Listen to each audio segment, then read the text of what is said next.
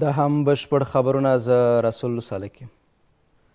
سرپرست حکومت د اسلامي امارت د دوو چارواکو د نیولو اړوند د جرمونو نړیوالې محکمې پریکړه بې بنسټه او سیاسي بولي. د اسلامي امارت ویان وایي کابل د نړیوالې جنایي محکمې په نوم هیڅ بنسټ نه پیژني او د نړیوالې محکمې څرګندونې د حکومت پر شرعي موقف هیڅ ډول اغیزه نه کوي. ذبیح الله مجاهد دغه راز ویلي چې په داسې حال کې چې په غزه کې نسل وژنه د اسرائیلو او د هغوی د بهرنۍ ملاتړ لخوا د نړیوالې محکمې په مخ کې دوام لري، د بشر د حقونو او د نړیوالې محکمې شعارونه شرمونکي دي. د واکپال حکومت لخوا د اسلامي امارت د دوو لوړپوړو چارواکو د نیولو اړوند د جرمونو نړیوالې محکمې د پریکړې بې بنسټه، شرمونکي او سیاسي بلل کېدل. ذبیح الله مجاهد په یو بیانیه کې اعلان وکړ چې ورته ادعاوې به د اسلامي امارت پر کلک هوډ او شرعي دریځ هیڅ ډول اغیزه ونه لري. یو ځل بیا د نړیوالې محکمې تر نوم لاندې یو نهاد اعلان کړی چې د اسلامي امارت ځینې مشران باید ونیول سي او محکمه کړای سي. داسې اعلانونه او اوتې د اسلامي امارت په کلک هوډ او شرعي موقف باندې هیڅ اغیز نشي کولای. موږ د نړیوالې محکمې په نوم او عنوان هیڅ نهاد نه پیژنو او نه کوم التزام ورته لرو. په داسې حال کې چې د فلسطین په غزه کې د اسرائیلي صهیونیست رژیم او د هغو د بهرنیو ملاتړو لخوا نسل وژنه روانه ده او د په اصطلاح نړیوالې محکمې تر سترګو لاندې هره ورځ سلګونه ښځې او ماشومان بې له کوم دلیل څخه وژل کیږي. د بشر حقوقو نړیوالې محکمې او انصاف شعارونه ورکول د شرم او خجالت خبره ده. ښاغلي مجاهد ټینګار کړی چې د اسلامي امارت رهبر او مشرانو په افغانستان کې د اسلامي مقدسو قوانینو پر بنسټ بې مخینه عدالت حاکم کړی او د بشر حقونو نقض ته د دې عدالت نسبت ورکول شریعت او اسلامي مقدس دین سره دښمني ده.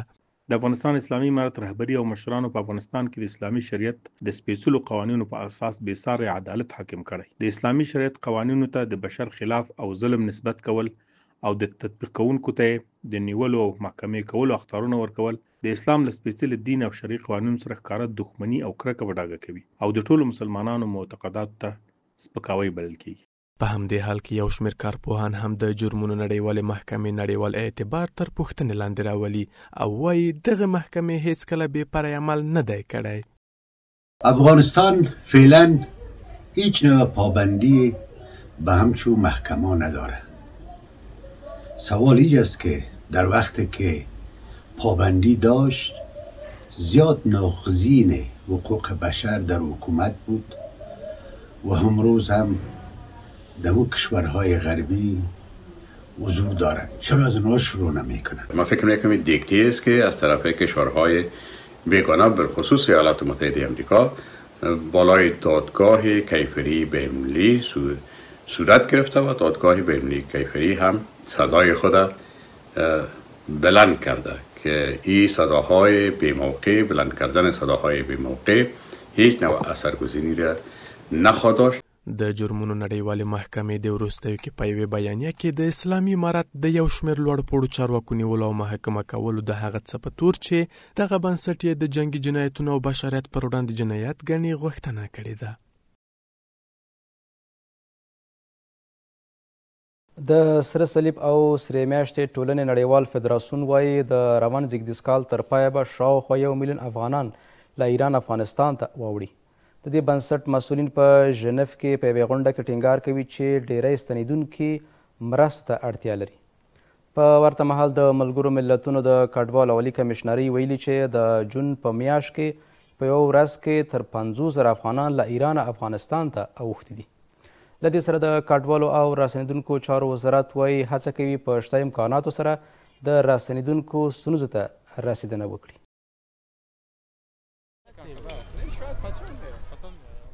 له ایران د کډوالو د پراخې راستنېدنې دوام. د سره صلیب نړیوال فدراسیون او سرې میاشتې ټولنه وایي د روان زیږدیز کال تر پایه شاوخوا 1 میلیون نور افغانان به له ایران راوایستل شي. د دې سازمان مسؤلین ټینګار کوي چې د روان زیږدیز کال د جنورۍ له میاشتې تر دا مهاله 1.2 میلیون افغان وګړي له ایران راستانه شوي خو ډیری راستنېدونکي مرستې ته اړتیا لري. Since the beginning of the current year, the number now د کډوالو په چارو کې د ملګرو ملتونو د عالی کمشنرۍ لخوا د تازه شمېر پر بنسټ د روان زیږدیز کال له پیله څخه باندې 1 میلیون کډوال راستانه شوي دي او موږ هم وړاندوینه کړې ده چې د سږ کال تر پایه له ایران 1 میلیون تنه نور یا ښایي ډېر افغانستان ته راستانه شي. په ورته مهال د ملګرو ملتونو عالی کمشنرۍ یو ویاند ویلي چې د جون په میاشت کې تر 50,000 افغانان په یوه ورځ له ایران هیواد ته راستانه شوي دي. Total returns from Iran since first د سکل جنوري له لومړۍ څخه له ایران ټول راستنیدونکي لکه څرنګه چې تاسو وویل له 1 میلیون څخه ډیر شوي دي، یعنی کشمیر له 1.2 میلیون تنو ډیر دی. یوازې په یوه ورځ کې د تر ټولو ډیر شمیر شاهد وو او څه باندې 50,000 تن راستانه شول. هغه افغانانو لپاره رواني زیانونه چې خپل هیواد ته راستانه شوي دي به همدا شان پاتې شي. په ورته وخت کې د کډوالو او راستنیدونکو چارو وزارت هم وایي لشته امکاناتو سره هڅه کوي د افغان راستنیدونکو ستونزو ته رسیدنه وکړي. ترم وزیر زیاته کړه چې اسلامي امارت له خپلو امکاناتو راستنیدونکو افغانانو ته خدمات پیل کړي او د هرات سربیره نیمروز ته صحي او نور خدمات رسیدلي دي. محترم مولوي عبدالکبیر څرګنده کړه چې د کډوالو چارو د وزارت ټیمونه په پولو کې په کار لګیا دي او د خدماتو لپاره د نړیوالو لا ډیرو مرستو ته اړتیا ده. باید جامعه جهانی، سازمان‌های بین‌المللی، دولت کنونی افغانستان با کشورهای منطقه‌ای بتواند روی این پروسه بازگشت مهاجرین افغان باید به صورت دقیق و منسجم با برنامه‌ریزی‌های دقیقی که خدای نکرده اگر فاجعه انسانی در بحث مهاجرت این افغان‌ها شکل بگیرد. دا په داسې حال کې ده چې په افغانستان کې د ملګرو ملتونو د مرستیالۍ پلاوي په یوه بیانیه کې د انساني بحران پراخېدو څخه مخنیوي لپاره راستنیدونکو ته د سرپناه خوړو، روغتیایي پالنو او معیشتي ملاتړ د برابرېدو غوښتنه کړې ده.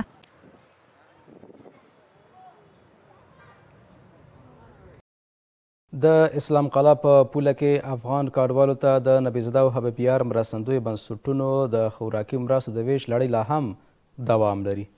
د دې مرستندوی بنسټونو د استازو په خبره دوی په تیرو څو ورځو کې زرګونه تنو ته یې ګرم خواړه او یخې اوبه ویشلي دي. هغه افغان کډوال چې تازه د هرات اسلام قلعه پولې ته اوښتي دي لا دې چې د نبیزاده مرستندوی بنسټ له هرکلي سره مخ کیږي خوښ. دوی هغه کډوال دي چې تازه د هرات اسلام قلعه پولې ته اوښتي دي او د خوړو ترلاسه کولو لپاره په لیکو کې ولاړ دي. د نبیزاده او حبیبیار مرستندویه بنسټ مسؤلین وایي دوی په ورځنۍ توګه د څه باندې 3,000 تنو لپاره پاخې شوي خواړه او سړې اوبه ویشي او دغه بهیر له ایرانه د افغان کډوالو د راستنیدنې بهیر تر پایه دوام لري. نهاد خیریه حبیبیار، نهاد خیریه نبیزاده از امروز اول تا به حال این مواد خوراکا را به تعداد 1500 سمیه نهاد خیریه نبیزاده و 1500 سمیه را آقای صاحب ابراهیم حبیبیار هر روز تیم سروی ما تیم هر روز مواد میاره به اینجا الحمدلله با خوبی و نظیر تقسیم. په ورته مهال یو شمیر افغان کډوال چې تازه د هرات اسلام قلعه پولې ته را رسیدلي دي له دې چې د نبیزاده او حبیبیار مرستندویه بنسټ له هرکلي سره مخ شوي خوښ دي او د دې لړۍ پر دوام ټینګار کوي.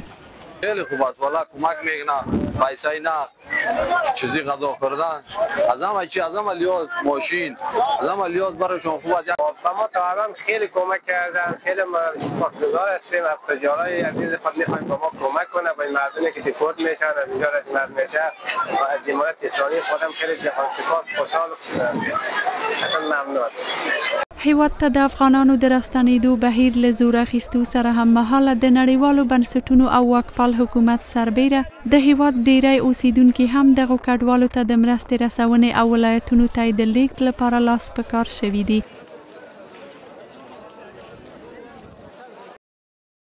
د ټولګټو چارو وزارت د اوسپنې پټلۍ موین د اوسپنې لیک نړیوالې اتحادیې په 12مه غونډه کې د ګډون لپاره چین ته سفر وکړ. د ټولګټو چارو وزارت په خبره د اوسپنې پټلۍ د صنعت وده، د اوسپنې پټلۍ له لارې د لیک رالیک پراختیا، د تخنیکي نوښتونو د نویو پانګوالو راجلبول او د اوسپنې پټلۍ برخه کې د وروستیو پرمختګونو څېړل د دې غونډې د بحث وړ له موضوعاتو څخه به وي. یاد وزارت زیاتوي چې د اوسپنې لیکې نړیوالې ټولنې غونډه چې د بېلابېلو هیوادونو د څه باندې 3000 لوړپوړو چارواکو په ګډون سره ترسره کیږي د اوسپنې پټلۍ صنعت ودې لپاره به زمینه برابره کړي.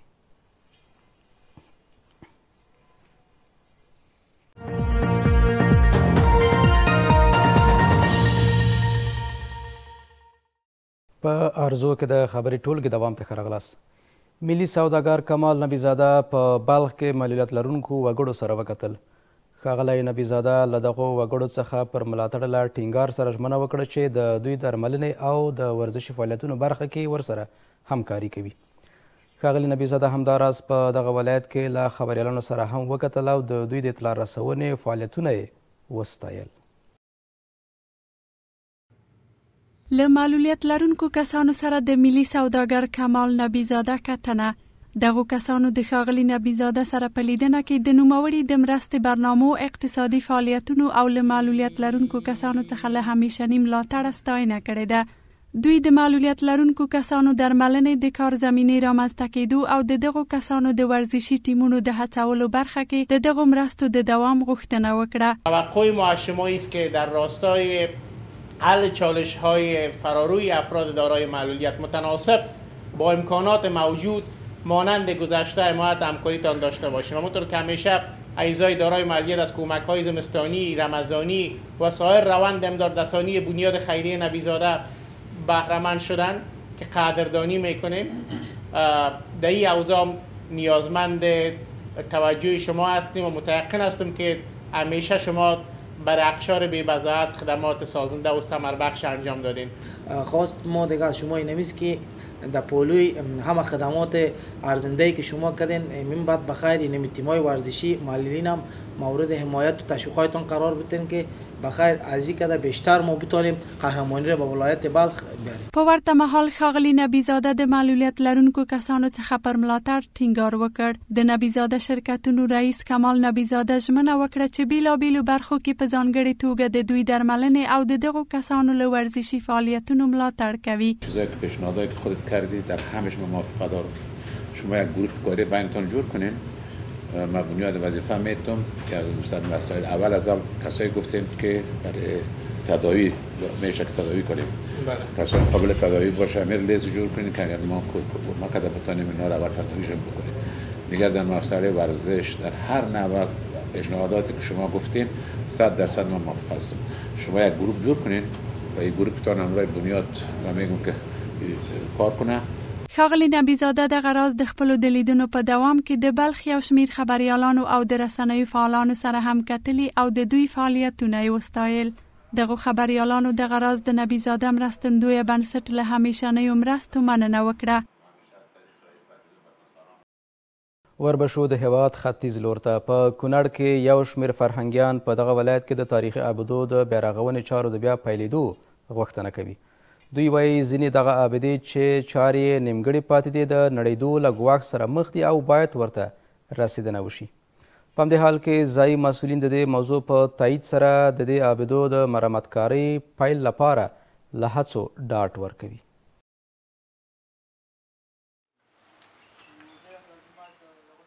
په خاص کونړ ولسوالۍ کې د حضرت غفران بابا جومات له لرغونو ځایونو څخه شمیرل کېږي چې د بېلابېلو تاریخي دورو شاهد وو. خو دغه تاریخي میراث د وخت په تېرېدو او د جګړو او پیښو په پایله کې جدي زیانونه لیدلي دي.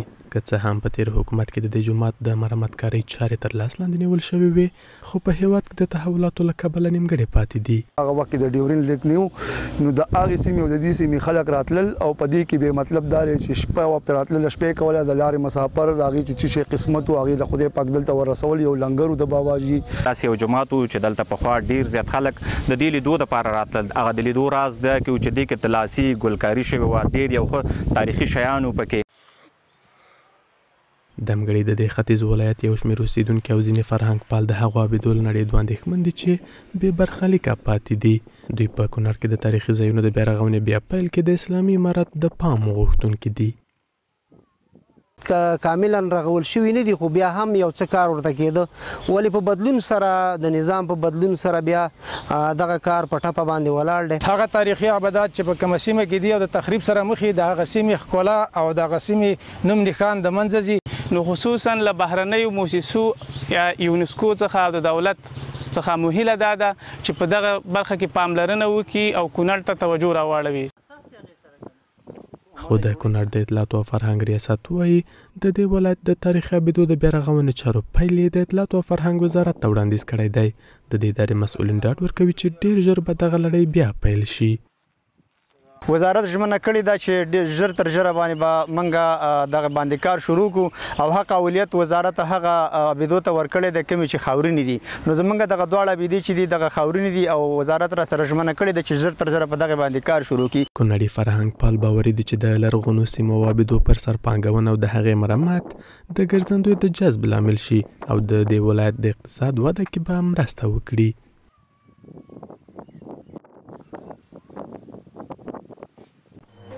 خبرې ټولګه مو همدومره وه. له ملتیا مو مننه. تر بیا ښې چارې.